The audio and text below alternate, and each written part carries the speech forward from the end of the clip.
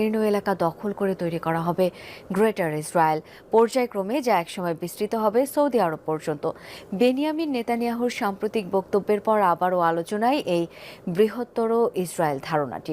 সাক্ষাৎকারে তথাকথিত promised land বা প্রতিশ্রুত ভূমি দখলের পরিকল্পনার কথা জানান নেতানিয়াহু। জেনেক্সে শিফট করো, লাইফকে লিফট করো।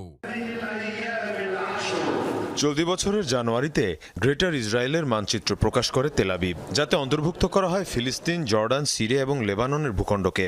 নেতানিয়াহু প্রশাসনের এমন পদক্ষেপের নিন্দার ঝড় ওঠে মধ্যপ্রাচ্যের দেশগুলোতে। মঙ্গলবার গণমাধ্যমকে ইসরায়েলি প্রধানমন্ত্রী বেনিয়ামিন নেতানিয়াহুর দেওয়া সাক্ষাৎকারের পর আবারও আলোচনায় বৃহত্তর ইসরায়েলি ভূখণ্ডের বিষয়টি। i24-এ দেয়া এক সাক্ষাৎকারে তিনি বলেন, ফিলিস্তিনের ভূখণ্ড সহ জর্ডান, সিরিয়া, লেবানন এবং মিশরের কিছু অংশ নিয়ে গড়ে তুলতে